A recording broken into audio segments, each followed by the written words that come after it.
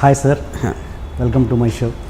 And okay, interview start చేసే ముందు మీ interviews చాలా చూసిన వాడిగా, చాలా ఒక ప్రేక్షకుడిగా నాకు ఒక డౌట్, మీరు పట్టే ఆ కప్పులో ఏముంటుందండి?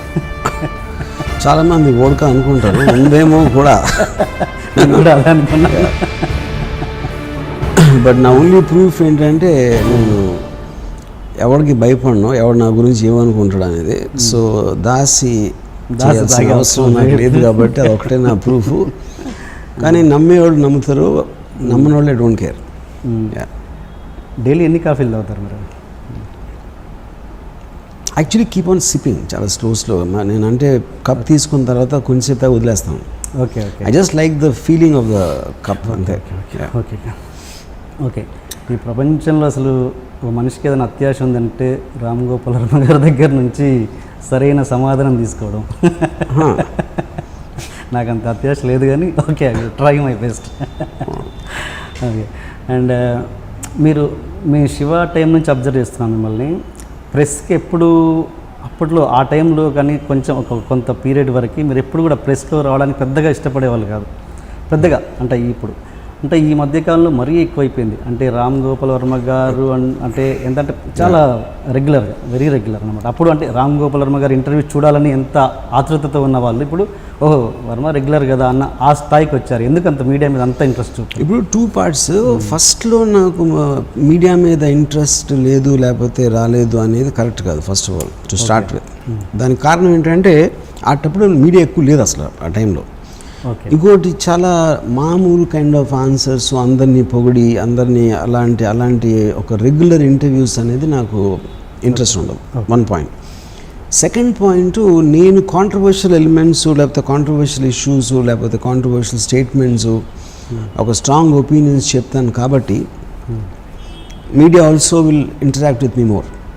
సో దాని తర్వాత ఇప్పుడు నేను వచ్చిన లేటెస్ట్ టెక్నాలజీలో ట్విట్టర్ లాంటివి వచ్చినప్పుడు ఆటోమేటిక్గా నా ఒపీనియన్ నేను బయట పెడతాను కాబట్టి అది కూడా ఒక కాంట్రవర్షియల్ ఎలిమెంట్ అవుతుంది. Then I do much more work than others.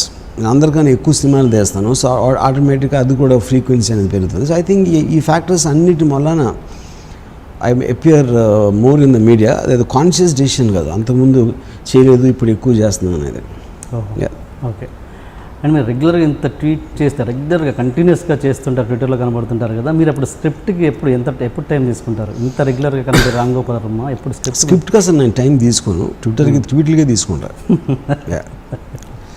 Okay okay. ఇప్పుడు నిన్న పేపర్లో న్యూస్ చూశాను, గాడ్ గణేష్ మీద మీరు కామెంట్ చేశారని నోటీస్ వచ్చింది.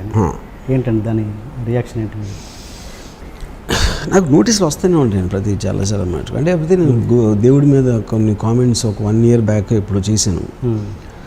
ఒక అల్ఖైదాకి తాలిబాన్ కన్నా పెద్ద టెర్రరిస్ట్ అంటే కన్న కొడుకుని తలనరికి చంపేసినోడు అనేది. సో అది ఓకే.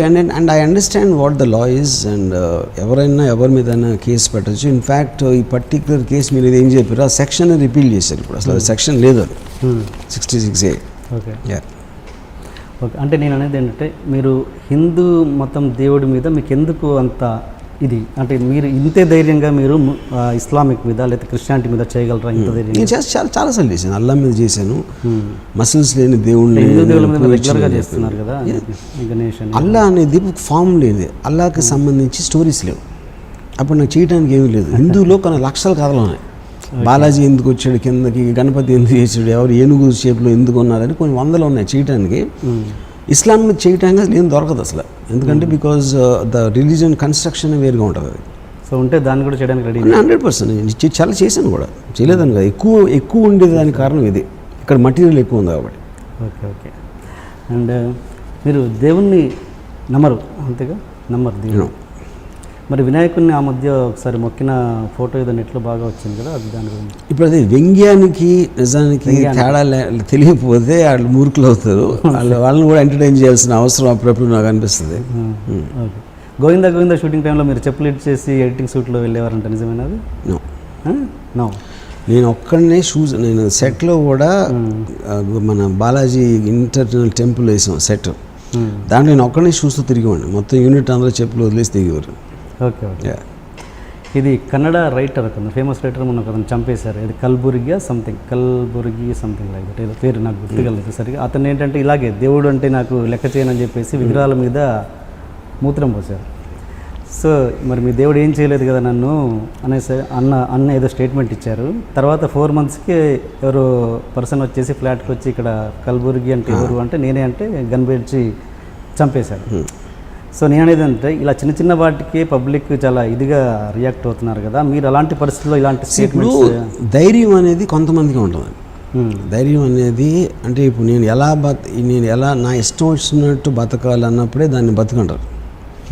ఎవరో ఏదో అంటారు, ఎవరో ఏదో చేస్తారు అని ఇన్వెస్టిగేషన్కి చేస్తూ బతకడం కన్నా మీరు అనుకున్నట్టు బతికి ఏదైనా అయితే చూద్దాం, అప్పుడు చూద్దాం. ఏంటి అసలు వర్మ గారికి ఇంత ధైర్యం ఏంటి, ఏం చూసుకొని అంటే ఏంటి మీ ధైర్యం ఏంటి? నేను చిన్నప్పటి నుంచి అంతే. నాకు దేవుడు ధైర్యం ఇచ్చాడు, ఒక వరం. ఏది బిఫోర్ అంటే అప్పటి నుంచి అంటే నేనది నన్ను పుట్టించిన ధైర్యంతో పుట్టించాడు. ఓకే, అంటే నేనది ఇంత ధైర్యం శివ టైంలో ఉందా మీకు? నాకు ఎప్పుడు ఉంది, నా కాలేజ్ టైం నుంచి ఉంది అది. ఓకే, నేను సిద్ధార్థ ఇంజనీరింగ్ కాలేజ్లో చదువుతున్నప్పుడు కానీ ఇంటర్మీడియట్ న్యూసెన్స్ కాలేజ్లో ఉన్నప్పుడు కూడా నేను ఇలాగే ఉండేవాడిని. అండ్ ఇప్పుడు కొత్తగా ఈ కంపెనీ ఆఫీస్ పెట్టారు కదా, అంటే ఇంత పెద్ద సెటప్ అంటే ఎప్పుడు చూసినా అప్పుడప్పుడు టాపిక్స్ వస్తుంటాయి, వర్మ గారు అప్పులలో ఉన్నారని రకరకాలుగా వస్తుంటాయి. ముంబైలో ఇంత కాస్ట్లీ ఏరియాలో ఇప్పుడు నా గురించి కొన్ని వందలు రాస్తూ ఉంటారండి. దాన్ని పట్టించుకోవడం కాదు అసలు, అంటే అది చెప్పినా వినరు, వాళ్ళు నమ్మేది వాళ్ళు నమ్ముతారు. కానీ నేను ఒకడు చెప్పేది ఇంకోటి వినడం అనేది నాకు చాలా రోజుల క్రితం అర్థమైంది. సో అది నాకు బోర్ కొట్టేసింది అసలు దానికి ఆన్సర్ ఇచ్చి. నేను ఎప్పుడు ఏమి చేయదలుచుకుంటే ఆ రోజు పొద్దున్న చేసేస్తాను. నాకు that is what for me the definition of success అండి. యూనో మిగతాది బయట నుంచి అది ఫ్లాప్ తీసాడు, లేకపోతే అప్పులు ఉన్నాయి, లేకపోతే డబ్బులు లేదు, లేకపోతే డబ్బులు ఉన్నాయి, ఇష్టం వచ్చినట్టు మాట్లాడతారు. I'm okay, no problem. ఎందుకంటే మనం ఉన్నదే గాసిప్ కోసం. ప్రతి ఒక్కడు కూడా మ్యాక్సిమం ఒక బ్యాడ్ థింగ్స్ మాట్లాడటంలో ఒక ఎంటర్టైన్మెంట్ ఎక్కువ ఫీల్ అవుతాం. మనం ఎవరైనా సరే, వాళ్ళు నా గురించి అన్నట్టు కాదు, నేను కూడా ఎవరి గురించి మాట్లాడచ్చు అలాగా. అంటే దేవుణ్ణి నమ్మని ఆర్జీవి గురించి మీ అభిమానులు అసలు ఆర్జీవి నా దేవుడు అని కొన్ని వేల మంది లక్షల మంది ఉన్నారు. ఆర్జీవి నా దేవుడు అన్న పదం వాడుతూ, ఆ దేవుని నమ్మిన ఆర్జీవి గురించి ఆయన దేవుడు అనే పదం వాడుకుంటూ ఎలా ఉంటున్నారు?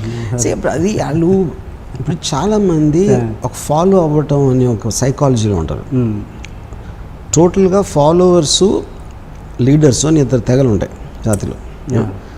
ఫాలోవర్స్ అనేది ఒక మైండ్ సెట్ ఉండదు, ఏదో ఒకటి ఆ దేవుడిని ఫాలో అవ్వచ్చు, ఒక థాట్ ఫాలో అవ్వచ్చు, ఒక ఇజంని ఫాలో అవ్వచ్చు, లేకపోతే ఒక పొలిటికల్ లీడర్ని ఫాలో అవ్వచ్చు, లేకపోతే ఫ్రెండ్స్ గ్రూప్లో ఒక పర్టికులర్ ఫ్రెండ్ని ఎక్కువ మంది నమ్ముతారు.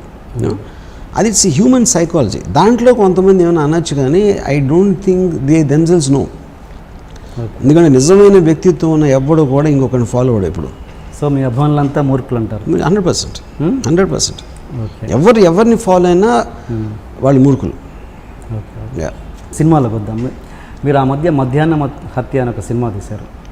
దానికి బిగినింగ్ మీరు ఇంద్రగంటి మోహనకృష్ణ చేశారు దానికి కదా? ఇంద్రగంటి మోహనకృష్ణ దానికి బిగినింగ్లో డైరెక్టర్ ఆ సినిమాకి. నాకు సరిగ్గా గుర్తులేదండి, ఐ థింక్ సో. ఇంకా మీకు గుర్తులేదన్నాక ప్రశ్న ఉంది. ఇప్పుడు నాకు ఒకటి అర్థం చేసుకోండి, నేను కొన్ని 70-80 సినిమాలు నేను తీసి ఉంటాను, ఎంతోమంది 100 మందితో నేను పనిచేస్తాను. సో ఇప్పుడు నాకు ఇమీడియట్గా మెమరీలో ఎవరెవరు ఉన్నారు అంటే maybe it could be possible.